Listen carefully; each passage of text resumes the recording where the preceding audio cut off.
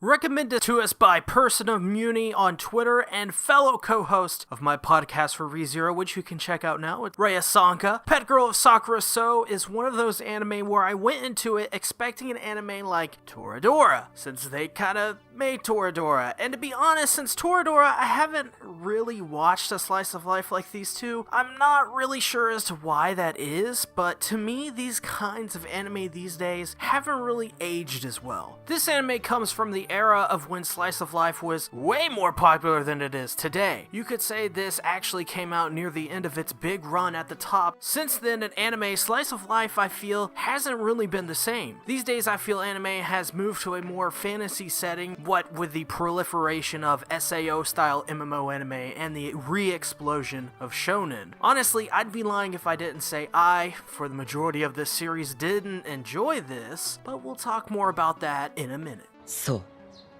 ここはSakurasou. When abandoned kittens and his good conscience forces second-year Sorata Kanda to move into Suimei High School's infamous Sakura Hall, the satellite dorm and its eccentric misfit residents turn his life upside down. The decidedly average Sorata finds it difficult to fit in with his bizarre collection of dorm presidents like Misaki, an energetic animator, Jin, a playwright playboy, Ryuunosuke, a reclusive programmer, and Chihiro, the dorm manager, art teacher, and party girl. Sorata's friends Nanami, a second-year student and aspiring voice actress, pushes him to find new owners for many cats so that he can quickly move back into the regular dorms. However, his desire to escape Sakura Hall wavers when the pet-like and infantile second-year Mashiro Shina, a world-class artist savant looking to become a mangaka, transfers in during the spring trimester and quickly latches onto him. Supported by each other's quirks, Sorata and Mashiro come out of their shells and trigger change in the lives of those around them. Based on the light novel series of the same name, Sakurasou no Pet no Kanojo explores the fine threads connecting talent, hard work, romance, and friendship with its ensemble cast. Thank you once again for my anime list for providing that synopsis.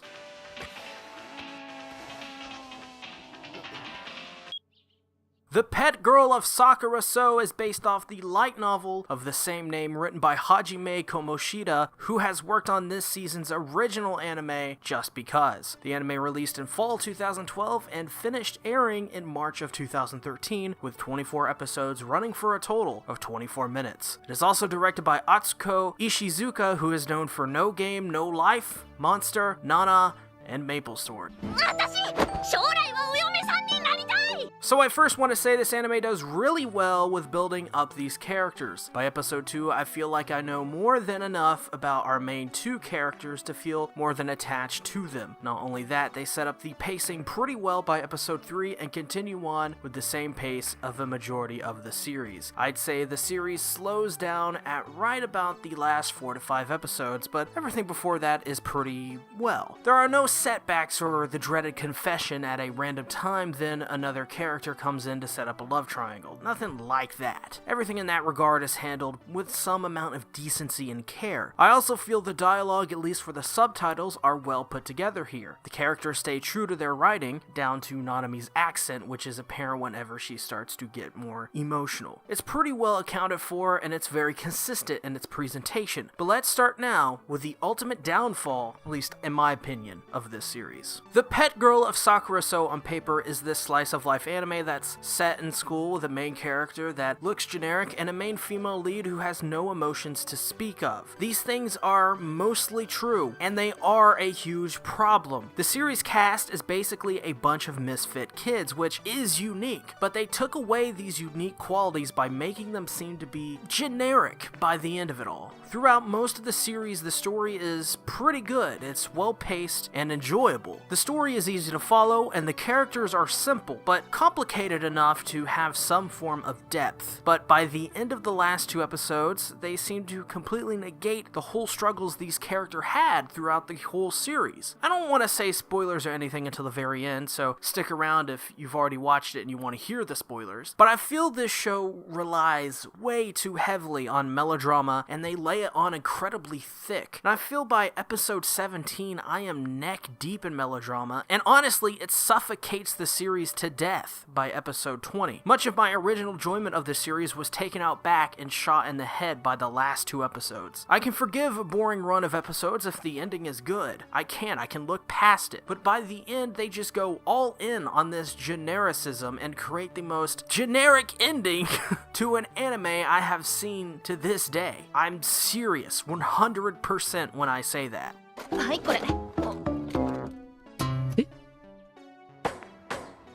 But moving on to the characterizations, characters here, like I mentioned before, are very well set up by episode 2, and everything after just seems to be bonus for our main characters or are there to develop the rest of the cast. Even characters like Sengoku we don't see often. I feel like I know her pretty well. She's also the cousin for our main character Mashiro, and she gives Sorata bad advice or is trying to get drunk and date men. That's pretty much her whole character, and that's, at least by episode 3, we know that. And it shows that this show really gets you invested in these characters, even if they're not integral to the overall show or plot. As for our main characters, Mashiro Shina is an incredibly talented artist who comes from the UK to work on manga in Japan, and throughout the series she is constantly touted as this super genius when it comes to her drawings and stories. As for her personality, she is kinda absent-minded, if that makes sense. If I were to compare her, she'd be most similar to Rei Ayanami from Evangelion. Although I'd say the main takeaway from that is she's everything Rei is, but with half the emotion of Rei Ayanami. In fact, there are really only a handful of times you really get to see Shina be more than a one-note, generic, lifeless husk of a human. Where her character really shines is when she's interacting with Sorata. I feel every other time she's just kinda in the background to everyone else. But here is the cool part about her character. They don't outright say it, but they strongly hint at there being something wrong with Mashiro. They constantly mention in the first 3 episodes how she needed a nurse to take care of her, and they say she wasn't exactly like normal people. They never really went into depth with what this exactly was in the series, but it was a nice way to give a reason to her being so lifeless, instead of just having her be a generic lifeless character with no reason as to why she is that way. As for Sorata Kanda, he's a second year who lives in Sakura-sō after not getting rid of a stray cat, and as I'm saying this, my cat is in the background, so I have a lot of common with Kanda. But anyways, Kanda is often described throughout the series as a normal boy with no real hidden talents, and is one of the reasons he feels so inadequate to everyone else. Everyone in Sakura-sō is extremely talented, and the only thing Kanda has is his cats. This does play up the whole generic MC thing, but this show takes it in a different direction. He isn't useless per se, but he just can't compare to everyone at Sakurasou. Think of it this way. It's like being roommates with all of the members of the Beatles and Pink Floyd. Yeah, you have your usefulness and are talented yourself, but you don't notice because your roommates are 2 of the greatest musicians the world has ever known. This is Kanda's character in a nutshell, and his ultimate reason for being such a well-written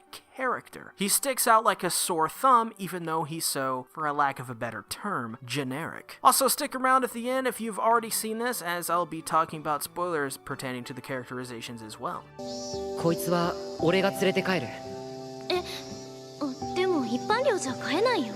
The art here is nothing special at all. Coming out in 2013, this anime, even back then, would have seemed really generic, and it kinda does look generic. Every character looks pretty standard, like I've seen them 100 times before in other anime, which is very strange thinking about this, because the characters aren't themselves generic in the way they're written and portrayed, but they certainly are in the way they look. The best design for a character in this series isn't even featured throughout the whole thing, and that's Rita. She looks distinct and has a character feel to how she's designed and presented. I feel like ultimately this design choice was just that, a necessary design choice to make a relatable looking anime. To play devil's advocate here, you could make the argument that these are students who aren't leading extravagant lives. I mean, Sakurasou is meant to be a low rent dump. They even say that throughout the series. So these characters maybe not looking special is probably for the best. And it is odd I say Rita is the most distinct, as she doesn't live in Sakurasou. Overall though, the anime does pretty solid everywhere else though. The backgrounds are pretty well detailed for what they are, but sadly a lot of them are used as panning shots, which kinda sucks. Sadly, I think this anime's art looking rather bland will be the dominant opinion these days, but I think this just may be a case of age coming into play. わかりました。Sakurasouに行きます。The animation is pretty solid, all things considered. Everything is smooth and there is no choppiness or eye-catching mistakes. Most of the animation I feel is spending animating Misaki's boobs, but everywhere else is pretty good. Cats bobbing their heads to Kanda using a hammer is a pretty nice touch and adds a little bit of real-life detail. Something that bothered me though was the usage of panning shots. I didn't really notice this until now, but panning shots aren't really used much these days. So when I saw these panning shots, I was taken back with just nostalgia. But either way, to me, panning shots that use static backgrounds are just the worst. It takes me out of the show when it's used in such a lazy way. Admittedly, there aren't a lot of these, but when they do happen, it's just kinda uncalled for in my opinion. It makes it look amateur. ねえ、あなたは何色になりたい？ The pet girl of Sakura-sō just did not age well in my opinion. Looking at my anime list and other website scores for this anime, it's rated so highly, and to me, I wonder why. And after careful deliberation and much discussion with a couple people who've actually watched this series back in the day, the only thing I can think of is it just didn't age well. Now this is not to say this show is a bad show. All things considered, it does everything as well as it can be done with it being a slice of life set in school. But is this the best slice of life I've ever seen? Well, no. I think the whole second half of the series was a massive letdown. It lays in on the melodrama really hard, and the last two episodes are some of the worst anime I've seen in a very, very long time. The pet girl of Sakura-sō receives an above average score of a 3 out of 5. 朝はもう来ないわ。いやいや、来てるから、怖いこと言うな。Alright, another review down. I'm actually using my old Blue Snowball mic, but you didn't care about that. So it's just, if you notice, the quality is a little different. Maybe a little bit more full. Maybe you're like, you sound a little bit more condensed. It's because I'm using a studio condenser mic. That's what a Blue Snowball is in technical terms. I can't help it. I'm a musician. I know some of these things that not a lot of people really think about. A lot of technical terms, I guess. But anyways, to start off, one of my first points that I really want to talk about before we get into spoilers, because we're going to talk about the spoilers at the very end of this discussion. So you'll know when I'm talking about spoilers because I'll do my normal outro if you don't want to watch it. So I kind of want an English dub for this, but at the same time, I'm also kind of glad there isn't one. I think if I had an English dub for this anime and I watched the English dub, because I watched the Japanese subtitles, there may as well be some fan dub out there. As far as I'm aware, I don't think there's actually a proper English dub by Funimation, which is, this anime is straight up down Funimation's alley.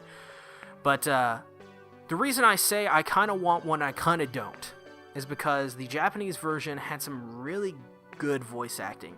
It had some bad voice acting as well. For example, Misaki was just annoying, and at times there were some cute moments with Misaki, but it was like, it reminded me a lot of Yoshiko from Aho Girl.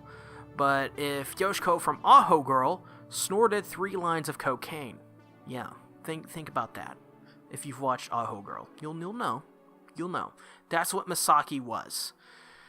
Everyone else is fine. That's the thing. It's not terrible voice acting for some people. Like, most people are pretty good in this series. They kind of carry their roles and they kind of define their roles as well. I want to bring up Nanami. Nanami was voice acted really great. She had some great moments, especially when she was kind of flustered. She had these great kind of verbal tics that I kind of really appreciated. It really gave life to her character as kind of maybe a little bit more larger than life, which is, that doesn't happen that much in anime, of course. In slice of life. I mean, in anime in general, there's a bunch of larger-than-life characters. But to be more specific, in slice of life, since it's being more down-to-earth, not a lot of larger-than-life characters. I mean, there is another larger-than-life character in this anime. We've already talked about her, and she's Misaki, but she really doesn't count, as she's more annoying than she is larger-than-life. But I like that. But the English dub, I feel like if they do an English dub, they just basically hire the cast of Toradora, and they do it that way, and that would be super disappointing, because the English dub for Toradora was really hit and miss. It was very generic in most ways, but there were some characters that were voice acted pretty well, and I feel they definitely go around the Durarara method of voice acting too, if they really wanted to, which I don't like the English dubs for Durarara. And the other one that they made that's like that, I can't remember its name. Bakano, maybe. I don't know. But yeah, I'd like to see an English dub for people who like English dubs. Would I watch it? Would I go back to watch that series in English? No. No. And that's because I feel like this anime has the Toradora effect, and I've mentioned this sparingly throughout the years that I've been doing anime reviews, but a lot of people who talk to me in person will know exactly what I'm talking about. So the Toradora effect is basically this. So Toradora came out in like 2009 or 2008. Since then, everyone has wanted to be Toradora for some reason. There have been so many freaking slice of life anime that have come out that followed the same formula of Toradora. So slice of life, romance, set in high school. There's some kind of tsundere character, or there's some mysterious character, some female lead, and the main MC is kind of a little generic, but he's not really. He stands out from the crowd, but he doesn't show it that much, and stuff like that. And they get friends. They have a bunch of quirky friends with them. Does that sound a lot like the pet girl of Sakura-sō? It does, and that's because the pet girl of Sakura-sō is, in a way, just Toradora. And a lot of people will be mad at that, and I don't mean it in that manner, because it was a very influential anime, Toradora was. It ticked all of the boxes of slice of life high school romance, and it did it as well as it could have ever been. And since then, anime have been like, we're gonna go on that train of Toradora, and I think finally we've broken away from it. But back then, for years and years, all you'd see is Toradora-like anime. So it was very hard to get through. It was very hard to sift through, because you knew everything that was going to happen.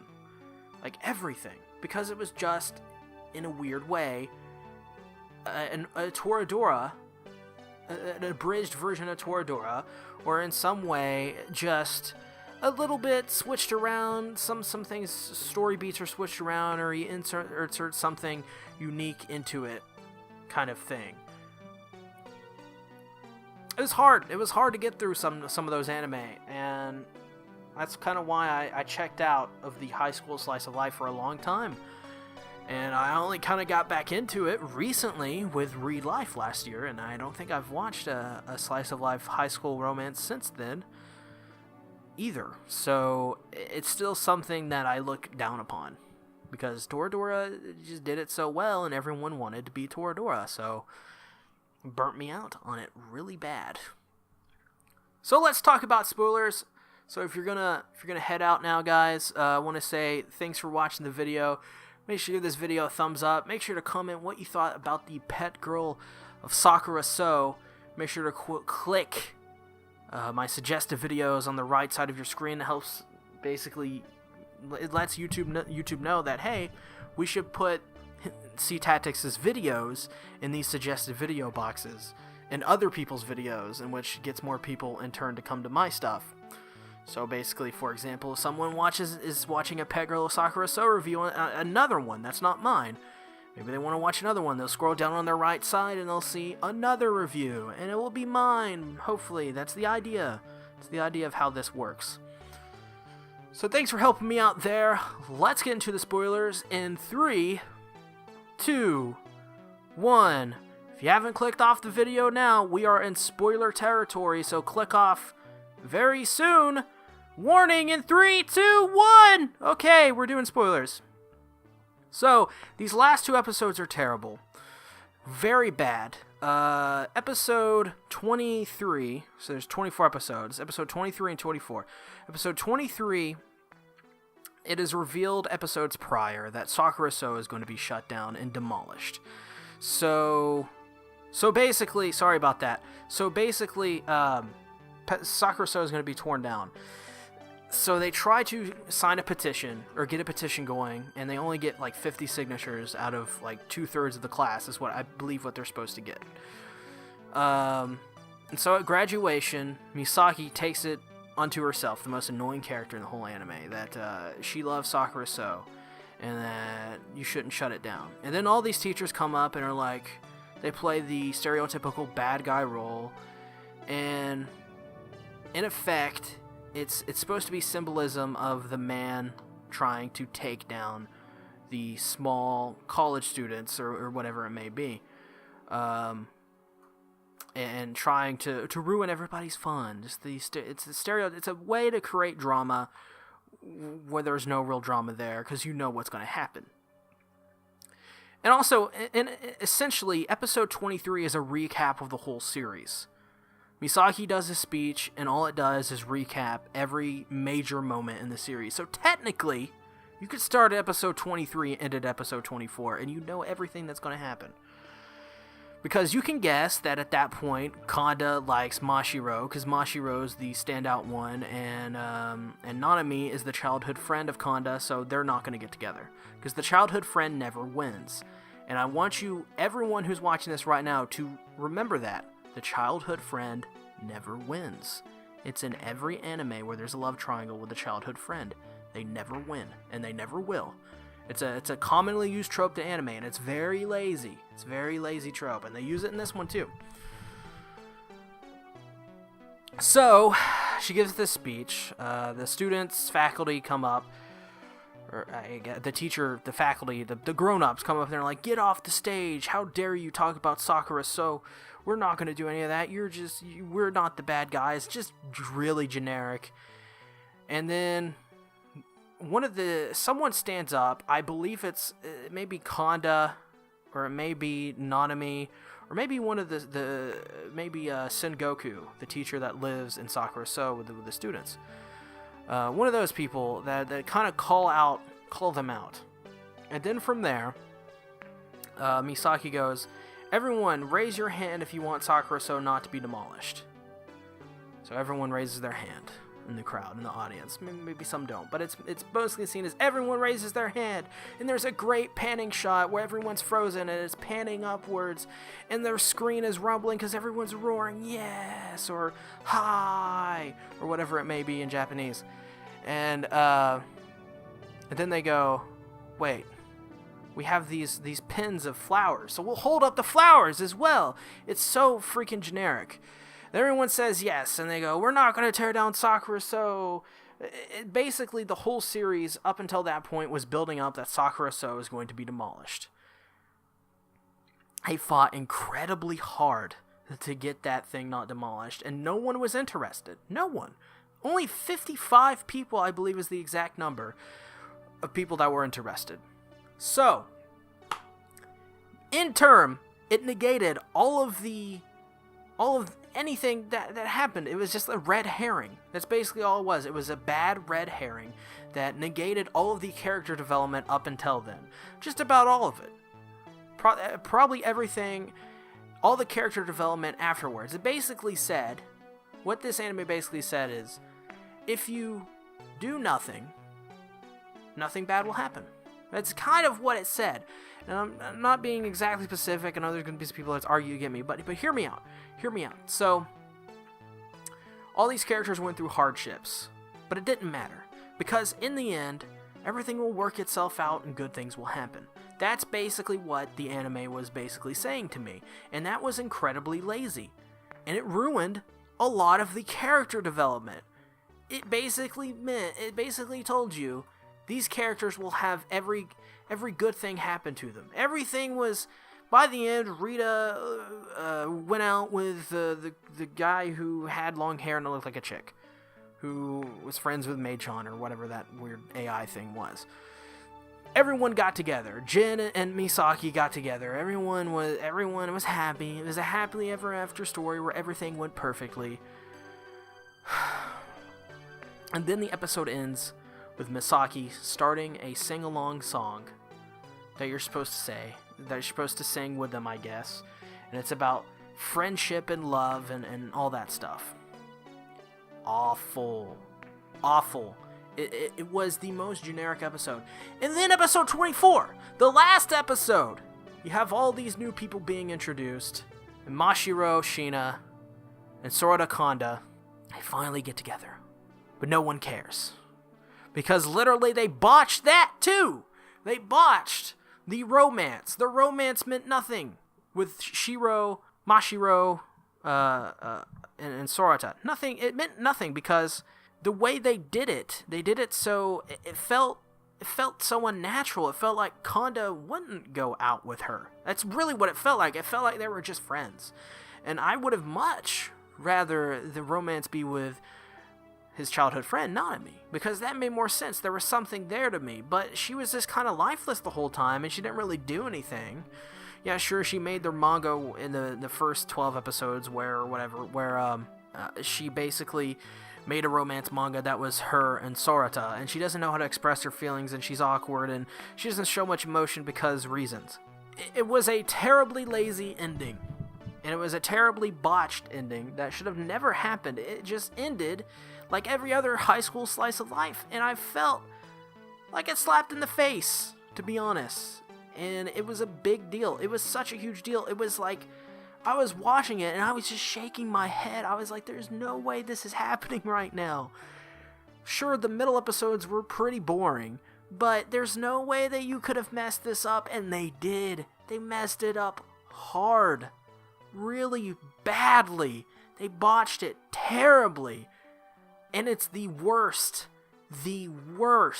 last 2 episodes of an anime I've ever seen. I'm not kidding. Now, there's bad anime that's consistently bad throughout, but that's consistent with bad. This was so much more jarring and meant so much more to me, and it stuck so much more in my head because the first 22 episodes of the series were somewhat consistently good. And then the last 2 episodes, they kind of just chicken out. And then you go look, and you see the light novel wasn't completed until the year after. They rushed the anime out before the light novel was even done. It was just going to be a year. They rushed it out. Do you not see this? If you don't see this, I don't understand how you don't. Because that's like, why? Why? You ruined a potentially great anime because you wanted to rush out the anime. And I know this happens a lot, but damn. So disappointing. So disappointing. But that's the end of my spoiler rant. I want to thank you guys for watching. We went way over time. This is probably going to be my longest Anime Friday video. But I needed to tell you guys about this. I needed to. So bad. I may split this in another video, maybe. I don't know. I'll see you guys later. If you enjoyed this video, thank you for watching. You already know what to do. You can do all the things I said earlier. I'm not going to beat you with a head over it. Thank you guys. I'll see you later. Tune into the next anime review, whichever it may be. I announce them all on Twitter, so follow me there. I'll see you guys later. My name is SeaTactics for the win of the wise, known as Ben, signing out.